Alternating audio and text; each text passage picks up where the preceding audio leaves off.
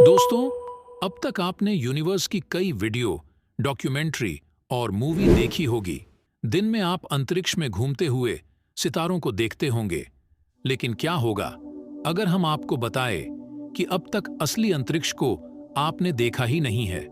Space video और movie science documentary में आप देखते हो, आपको स्पेस में हर जगह स्टार ही स्टार दिखाई देते हैं।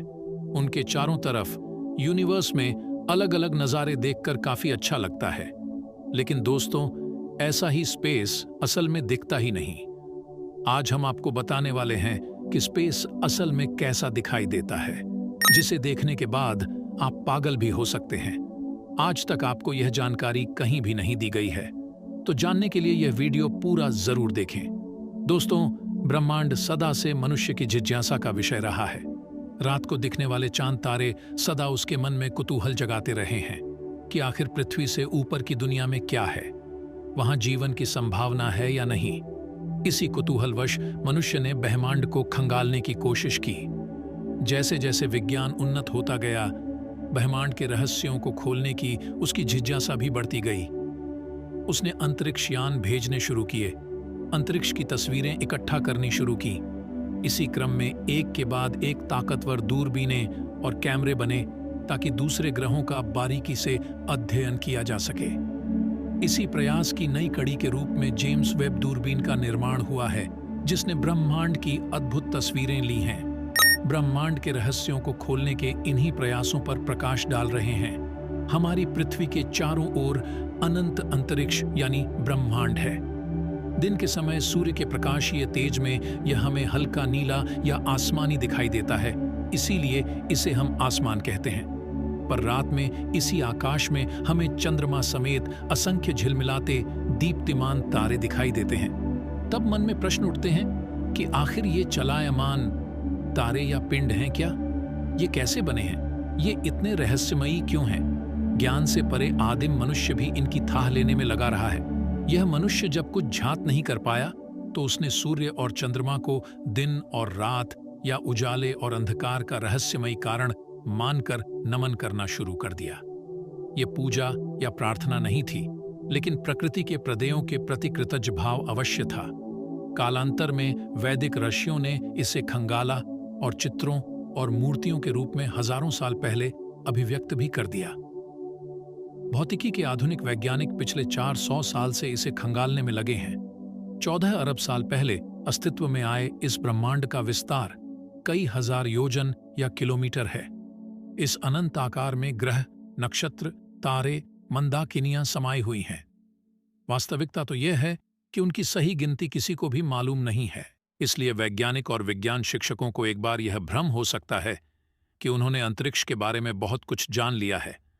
लेकिन जिस तरह से ब्रह्मांड का विस्तार अनंत है, उसी तरह उसमें समाये आकाशीय पिंड, तत्व, पदार्थ, गैसें भी अनगिनत और अटूट हैं। हम ब्रह्मांड के निर्माण में संलग्न सभी पदार्थों और ऊर्जा का मात्र 4% ही जान पाए हैं। शेष 96% में से 23% तो अदृश्य पदार्थ हैं और 73% अदृश्य ऊर्जा है।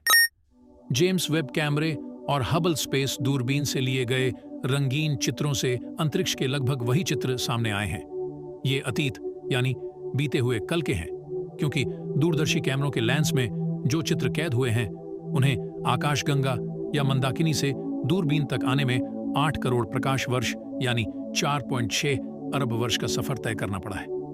फलस्वरूप वर्तमान अंतरिक्ष फिलहाल अबूझ पहेली ही है। शक्तिशाली दूरबीन का कमाल। आज विज्ञान ब्रह्मांड को जितना भी जान पाया है, उसमें दूरबीनों की भूमिका अत्यंत महत्वपूर्ण है। ब्रह्मांड के गूढ़ रहस्यों को और निकटता से झांक कर लिया जाए। इस उद्देश्य की पूर्ति के लिए दुनिया के 3 श्रेष्ठतम अंतरिक्ष अभिकरणों ने संयुक्त अभियान का संकल्प लिया और अत्यंत आधुनिक लेंसों से युक्त दूरबीन जेम्स वेब का निर्माण किया। इन लेंसों को कैमरा तकनीक से भी जोड़ा गया, जिससे दूरबीन की आंख से हर उस दृश्य का चित्र खींच लिया जाए जो विलक्षण होने के साथ नवीन हो। इस दूरबीन के निर्माण में NASA, national aeronautics and space administration, CSA, Canadian space agency और ESA, यूरोपियन अंतरिक्ष एजेंसी का योगदान रहा। इस बढ़ी और शक्तिशाली दूरबीन को एक रैकेट के जरिए अंतरिक्ष में प्रत्यारोपित किया गया। इसका पूरा नाम जेम्स वेब अंतरिक्ष दूरदर्शी ZWST है। इसे 25 दिसंबर 2021 को अवरक्त अंतरिक्ष वेधशाला के रूप में गुआना स्पेस सेंटर सेरियन 5 प्रक्षेपण वाहन से प्रक्षेपित किया गया था। जेम्स वेब को हबल अंतरिक्ष दूरबीन की अगली कड़ी के रूप में लाया गया है। हबल को 2004 में नासा ने स्थापित किया था। दरअसल जेम्स वेब एक ऐसी आंख है जो हबल से भी बहुत आगे अपनी दृष्टि पहुंचाने में सक्षम है। इसी कारण यह ब्रह्मांड के उन दृश्यों के चित्र खींच पाई जो हबल के अलावा अन्य दूरबीनें नहीं ले पा रही थी।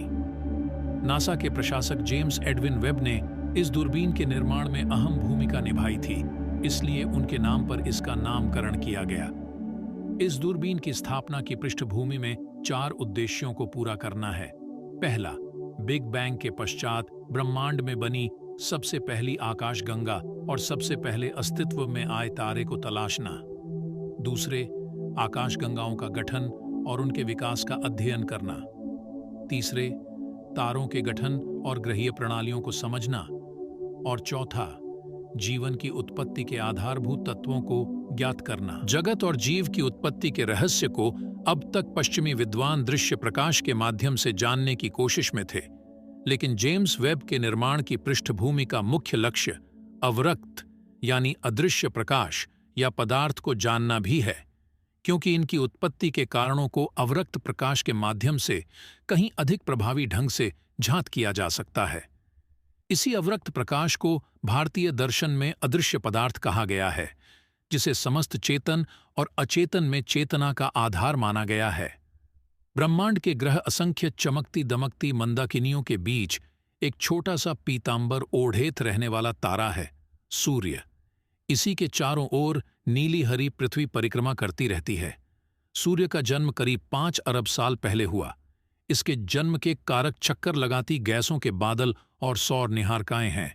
निहारिकाओं के निकट के एक तारे की जब मौत हो रही थी, तब इसके विध्वंसक आघात और घर्षण से जो तीव्रगामी तरंगें निकलीं, उन्होंने निहारिकाओं में उपलब्ध गैस और धूल से सूर्य के अस्तित्व का निर्माण किया।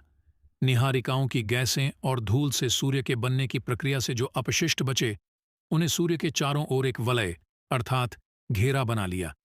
यही वलय जब पूरे आकार में आ गया तो उसे सौरमंडल कहा गया, यानी सूर्य और उसके ग्रहों का परिवार। इस कुटुंब में सूर्य के अलावा बुध, शुक्र, पृथ्वी, मंगल, बृहस्पति, शनि, यूरेनस, नेपच्यून और प्लूटो शामिल हैं। इस परिवार में 9 ग्रह जरूर हैं, पर केवल तीसरा ग्रह पृथ्वी ही ऐसा है जहां मानव समेत अन्य जीव जगत के लिए जीवन संभव हो पाया है।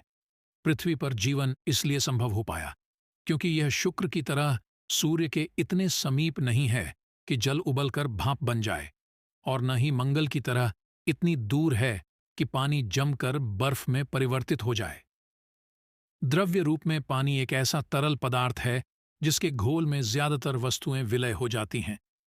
जल की इसी विलक्षणता के चलते धरती पर जीवन का क्रमिक विकास संभव हुआ। पृथ्वी, शुक्र और मंगल ग्रहों के बीच में स्थित है। दोस्तों, आज की वीडियो यहीं पर समाप्त करते हैं। और भी नॉलेजफुल वीडियो देखने के लिए चैनल को सब्सक्राइब जरूर करें, और हाँ, साथ ही लाइक शेयर भी कर दीजिए। वीडियो को अंत तक देखने के लिए बहुत बहुत धन्यवाद।